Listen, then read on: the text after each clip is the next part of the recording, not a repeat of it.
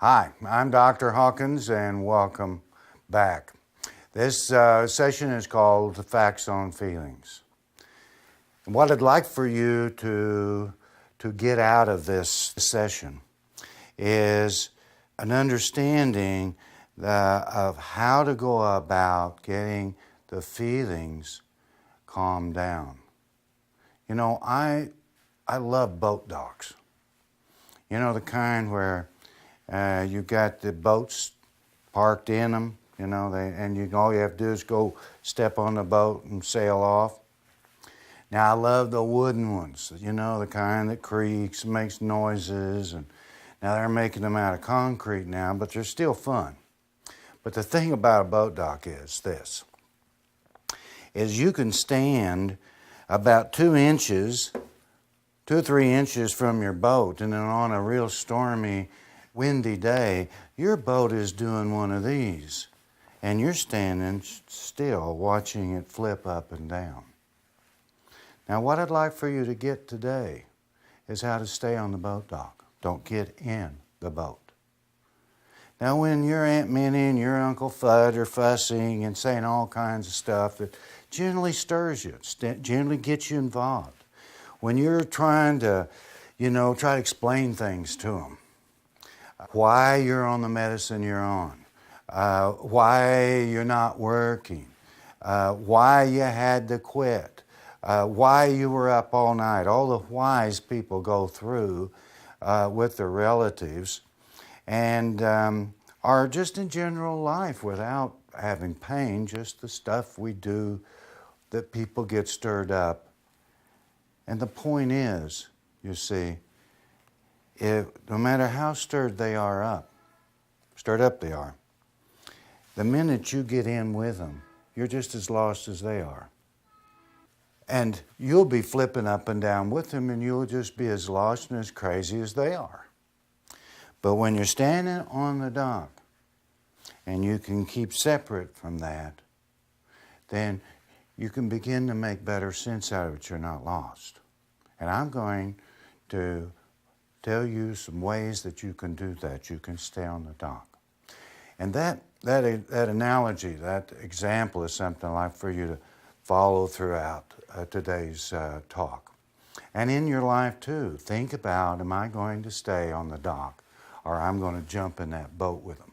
Man, we are, triggered to do that at times, especially when, a relative, a spouse of ours, does a little eek, and we're going, Well, we're going to talk about that. But ask yourself, do I want to get in that boat and flop around with him, or I want to stay here? Now, I'm going to talk about depression first. Depression is really common for pain patients. There's one medicine that generally pain patients need to be on, and that's an antidepressant. Now, antidepressants are really short-term things. It's not a lifetime medicine. You want to get an antidepressant to help you get up off your knees where you can start moving. I mean, if you're so far down, and it happens that people, once you get injured or you find out you got this condition and your world kind of changes real quick, can't work, or you've gone through a real painful period, it's normal to go down. Now, it's not normal to stay down. See, depression is our body's way of dealing with a loss.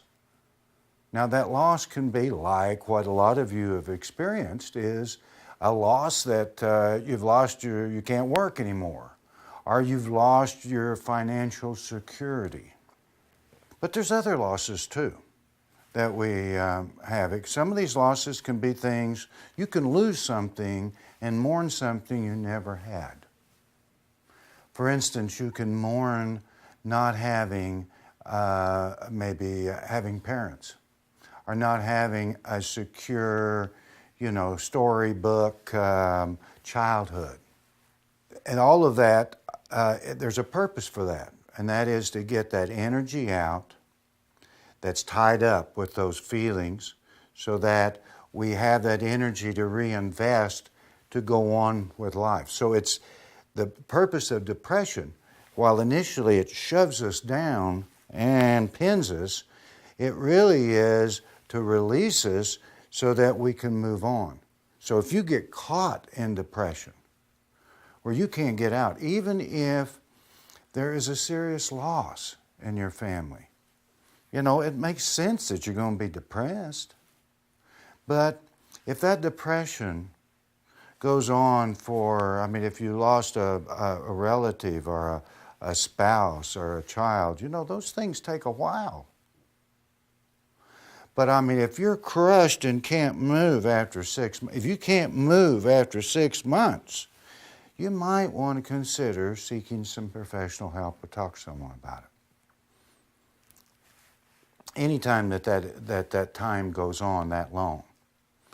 But a serious loss you may visit it and feel sad about it from time to time over the years. Just because you remember a loss that was 5 years ago and you feel kind of sad about it, doesn't mean you haven't worked it. It means that you're just remembering it. But if it's got you shoved down, then you might want to seek some professional advice and some professional help. Antidepressants won't take care of that. Drug companies, some physicians will propose that it will. But you need to go find someone who can hear what you're going through and that you understand that they are hearing you by what they're saying back to you. What they say back to you, that's what you're feeling. They're not going off on some kind of strange, where did they get that kind of idea? If you've got that in someone you're talking to, you've got a therapist. Doesn't matter what they got on their wall. But if you are starting to look for someone, you might want to talk to your family doctor and find out who they are working with. Family docs usually make most of the referrals, and they know who's out there, and they've had experience with their patients and know how this person works. Depression, as I said, is a signal of a loss. And in short term, you want to mourn it. Now, as I said, mourning is to release that energy so that you can go on with it. Sometimes the mourning can be no more than just feeling, it doesn't have to be a crying and kicking the walls. It can just be a feeling of sadness or a heaviness in your chest. And you just feel that. It doesn't have to be pouring out your face. You can feel it in your body. And you just know that that's that sadness. Depression on the long term is toxic. Because I said, the purpose of depression, what depression does is it clouds everything. It puts a big cocoon around you. Depression doesn't offer you alternatives. It doesn't open avenues of new thoughts.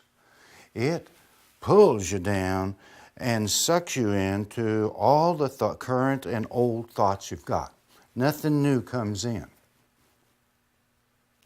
So it's not whatever you come to inside this, what I call the depression tent. Have you ever been camping and you go out with one of these little nylon things, where you take those, 15-foot poles and you stick them in the ground and then you put this nylon thing over it and you get inside and you just zip it down and you're inside. Well, the world is just that far away, just that thin cover, but that's all you know. When you zip that thing up, that's your whole world inside this thing. That's like depression. You get no new information. So when you're feeling really down and crushed with that, just kind of understand you are in the depression tent. And when you're in this depression tent, you're not to take anything that goes on or any thoughts. It's a work, but it's not a product that you're going to act on. It's just churning work. But you're not going to act on anything that you're thinking about or deciding on. That's not the place. because you don't want to think about, you don't want to take on any actions until one of these days you open up that tent and step out. And I don't care how depressed you are. I don't care who you are.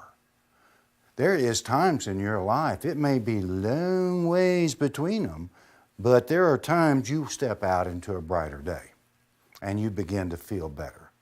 And it's at those times that you need to decide whether you're going to take some actions on those old feelings that go on inside that depression tent. Don't make choices inside that tent. Because when we're in the tent, we feel like all the good in the world and all the good in ourselves are just washed away. And the pain of it is endless. It'll never end. And there's no real difference between life and death. We just feel numb. You know, and you may not be getting the pills out, or you may not be loading the gun, but you know, if you walked out and a Mack truck hit you, who cares? You're already dead. That's the feeling. So when you're in this depression tent, be very watchful what you do, because the information is not correct, because just inches away, whole new world. Keep that in mind. But you want to start following your thoughts when you're depressed. Write them down. When we talked about roadblocks, when we talked about thoughts and worries, we showed you the worry chart. And you can see it here again. You're going to capture your worries, you're going to capture the thoughts that you have, and you're going to write them down and you're going to start working with them.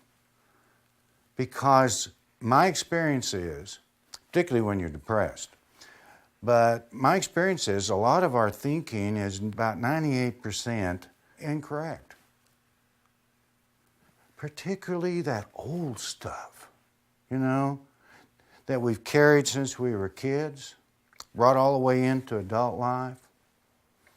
So when you catch those, when you're you're feeling depressed, whatever it is about production, or I'm no good, or you know, I'm taking up space, or who would want me, you know, things that we pain patients think about.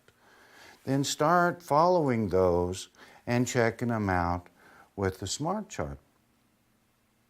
And then when you get that all worked out, is that a feeling you've had most of your life? If that's an old feeling that you had way back when, then what you want to do is write it out. What you come to in terms of the affirmative answer here, you want to write that out and put it up on your bathroom wall or your bathroom mirror so that you see it every day. So you program that in. Now, some of these you're not even going to believe is not true. I mean, you've had them for so long that it's like talking about whether the sun's out when you're getting a sunburn. I mean, you feel like that's illogical to even question it. But question it, because when we've had them so long, we just don't believe that they're not true. When 98% of them are not. You follow that, because you shouldn't stay depressed. All right, let's talk about some anger now. First, it's important for us to acknowledge that we're angry. My experience has been that most pain patients have a reluctance to deal with their anger. It's kind of our culture too, you know. I think that most of us pain patients our job is to take care of other people, at least that's what we thought our job was. If we find ourselves getting angry, we start pulling back. Instead of that energizing us to move forward and to make some kind of stand, it shuts us down. And the reason it shuts us down is that we feel like that would be kind of cruel, insensitive, or disloyal if we did it, or it would hurt someone. Well, you know, some of us have seen people hurt, and that's what we were trying to fix. And so sometimes then the anger we need to think about what our experience about anger was. And see, we may have to go back to that SMART chart and figure out whether our thoughts and our experiences and our beliefs about anger is true, so that we then can begin to protect ourselves, because we all have the right to our natural and reasonable aggressions, which is the right to say no, the right not to allow anyone to put you down, the right to promote your competence and declare your skills, the right to defend yourself, and the right to be exploratory, playful, and sexual. Now, a lot of us had to give some of those up as we grew up. Certainly, if you're caretaking people and you're having to run home and clean up or start supper or be there when you could be out playing, you had to give up certain those rights, because those natural rights, because it's kind of unnatural for young kids to go take such responsibilities that you and I and our past may have had to do. We need to think about our anger and what our experiences are, and use that SMART chart to decide what makes sense and what's the reality of those kinds of thoughts and those beliefs. Now, anger you can have a purpose with your anger. Anger is not a bad thing. In fact, initially it charges you. The purpose of anger, see, is to bring us to our attention, so that we can be protective of ourselves and minimize our vulnerability. Again, like depression, anger long term is toxic. So we got to deal with it. Anger can be, once we are holding it, anger naturally gets oozed out. So we start passing the anger on, pass the anger. If we stay angry, pretty soon, that's going to leak out, and other people, we're going to just give it over to somebody else. We're going to make them angry. We're going to act in a way that is going to upset someone else. It's just natural. See, and doesn't have to be. That's not the natural order of anger. Anger is to draw our attention to how we should protect ourselves, make decisions, go on. And I'm going to talk about how to make those decisions. All of us think we have certain rights. That we have rights to fairness, rights to appreciation, rights for agreement, rights for willingness. And those rights we feel are birthrights. And if we run into something, unwilling people, an unfair situation, we didn't get appreciated, or there's no agreement, we have a tendency to get real angry, because what happens is when those felt rights have been a shelter for us, so that we feel there's some predictability out there. We can expect things to be fair, but they're not fair. Things are not necessarily fair at all. It depends on how strong we have to hold those as protections, as shelters. And certainly, if someone violates that, then that shelter is blown and we're left fearful. And it's out of that fear that the anger is expressed. Anger is really a sign that we're feeling very threatened and fearful. It's like a stop sign.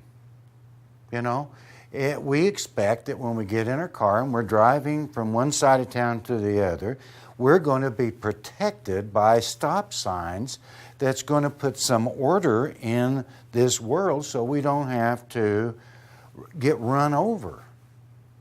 And if we find that a light not working and all of a sudden cars are going everywhere, we're going to be threatened. And that's the same way with those feelings I just mentioned. The fairness, the appreciation, agreement, willingness. There's others that we feel like we have a right to, and it is a shelter for us. And when that's broken, we feel fearful, and we get angry. So what do we do when we have anger? Well, we can accept it, we can avoid it, or we can deal with it in an assertive way. Now, the purpose of all of that is so that you don't get in this boat over here that's flip-flopping around. Whether you're dealing with your depression, whether you're dealing with your anger, or you're dealing with some other thoughts using the SMART chart, you want to stay on the dock. You want to stay calm. So, accept it. Well, accepting it means that you realize you don't have any control over it. You know, and really, in the truth, you don't. You know, as I've said before, you're only in control of herein. Anything outside of here, you don't have any control over. So what Aunt Minnie and Uncle Fudd are saying, whether they're whatever they're doing and flopping around in here, whatever they're saying, whatever they believe, you really don't have control. But we grew up thinking we had control, but we don't. We have to realize that it helps to realize that we don't have control of those things, and we can let that go. Now, for some of us who always have felt in control, felt as if we were in control of our family and we're working to make things better for them, and maybe if we pay this phone bill for them, that'll help them get on their feet. You know, we're always trying to do those things for them. But it doesn't work. We don't have control. And if it does work, it's because they wanted to. Somebody in my group here in Oklahoma City just the other day said something about, well, I was in control. I was a supervisor. And if I stepped out and I told them they needed to get back to work, they got back to work. That's in control. Well, that's not really true. I was a supervisor too. And I know that not everybody went back to work. That there's some people that didn't want to work. And they didn't go back to work. And I had to find somebody else to take their place.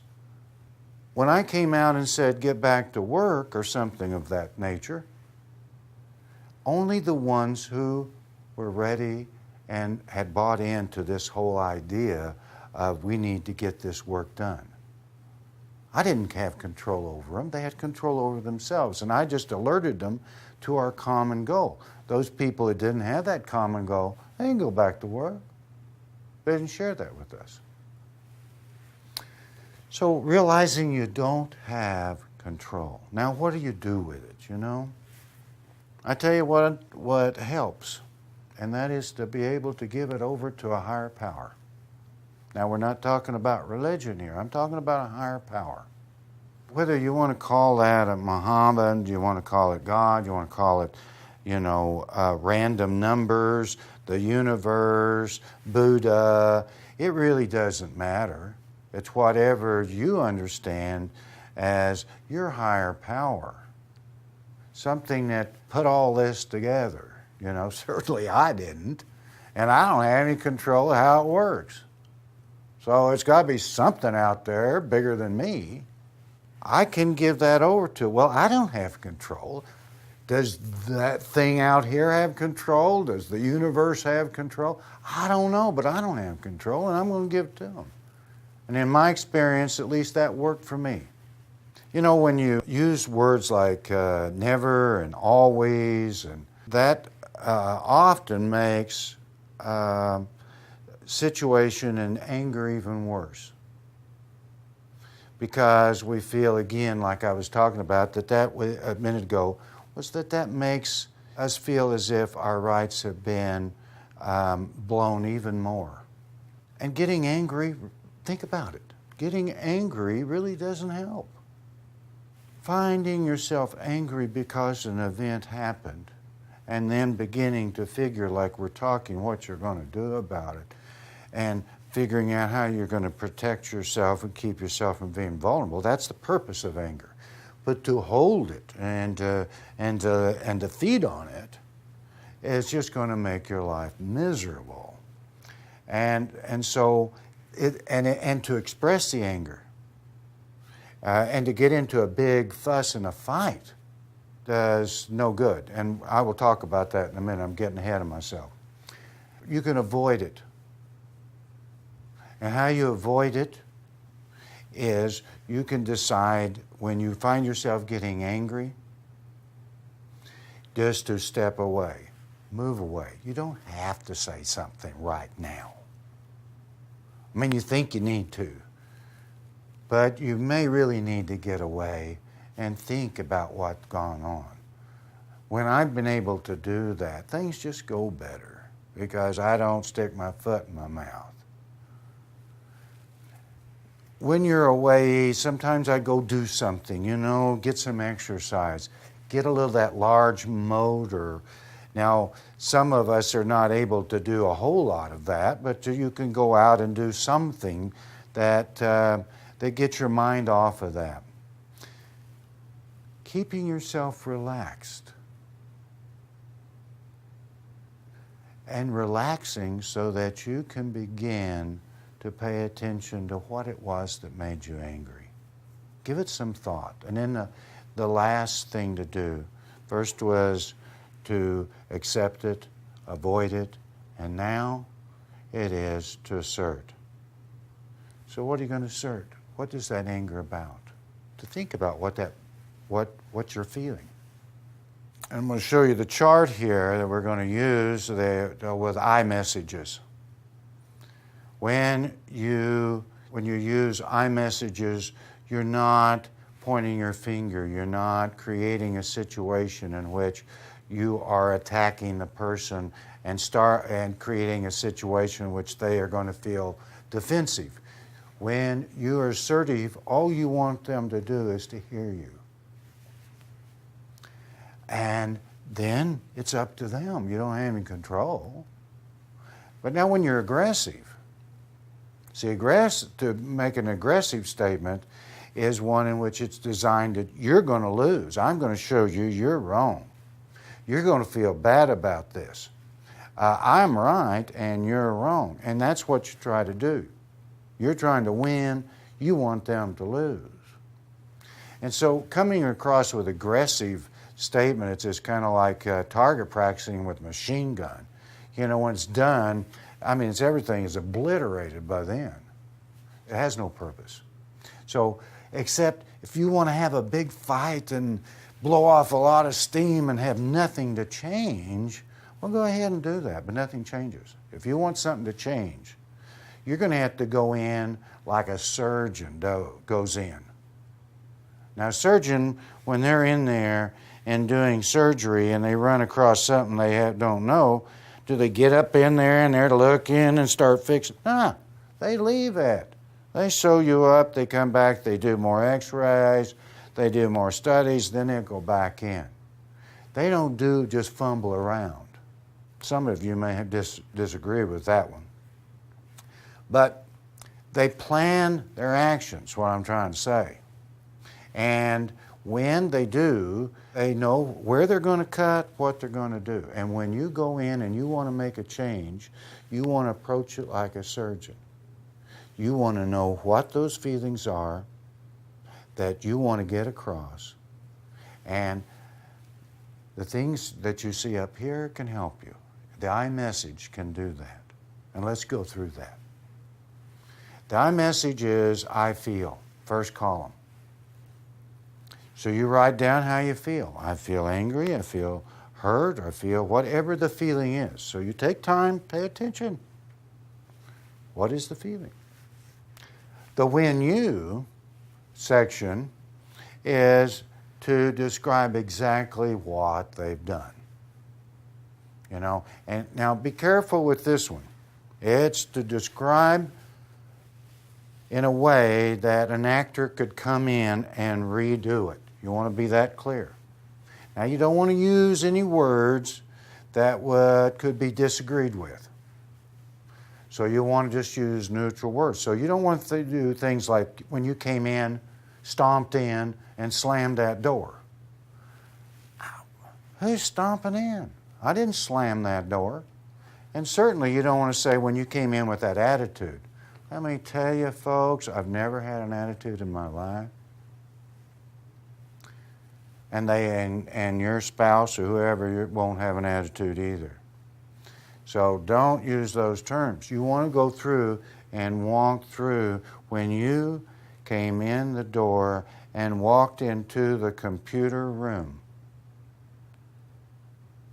without touching or saying anything to me. That describes what they did. You don't want to use words, it'll get them. Then, because is about how that event affects you personally. I feel when you because. Now the because is how it affects you personally. And it's generally about things like self-worth, acceptability, importance, emotional security. So I felt hurt when you walked in the front door and walked into the computer room without touching me or saying anything to me, because I felt you no longer love me.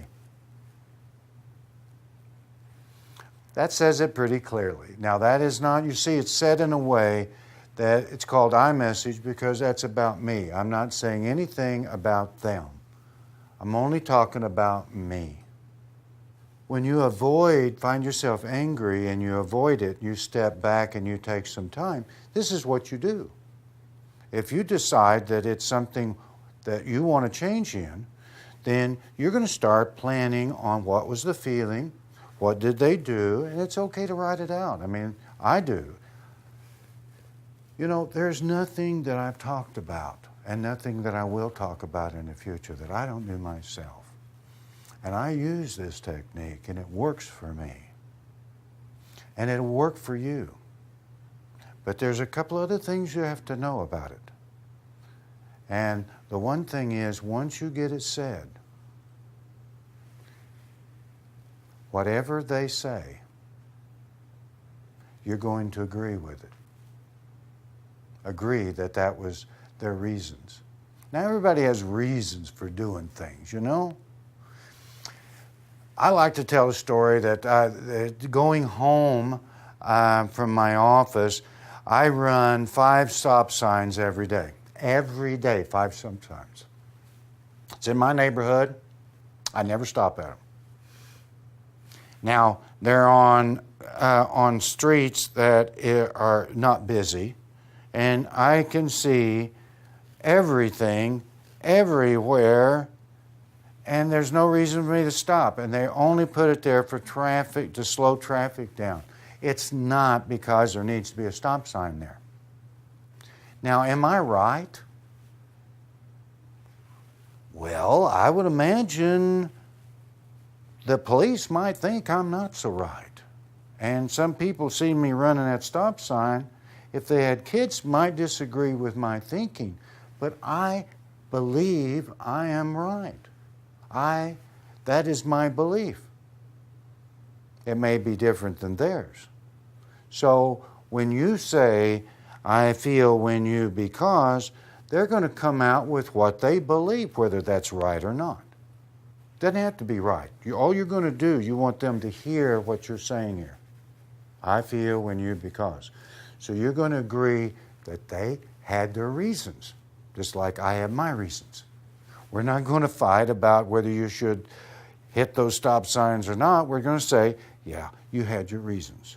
That's all you're doing. You're not agreeing with them that they're right. You're saying you agree that they had those reasons. So they may say something like, well, you know, I've had a hard day and I'm just going to go check the weather, you know, see if we're going to, you know, or we're going to go picnic tomorrow. I wanted to check the weather. Okay. Well, I'm aware that, you know, you were thinking about tomorrow and you went in to check the weather. You know, I can appreciate that, but when you came in and you walked right by me without saying anything or touching me, I just felt like you didn't care about me. You see, you're continuing to give them the same message so that they can hear that. They may come up with another reason. And another reason. You just continue to give them that message. But you're just okaying that they had their reasons. You're not saying they were right or you were wrong. You're just saying you agree with their reasons. Now, people may need you to go at them a couple of times. Now, this is not worth fighting about. So if it starts getting, where they want to know if you're nagging them or whatever, well, just let it go. I mean, you're going to have time again to bring this up. So this ends this session on Facts on Feelings, and I'll see you next time, and I just wish you good feelings tonight.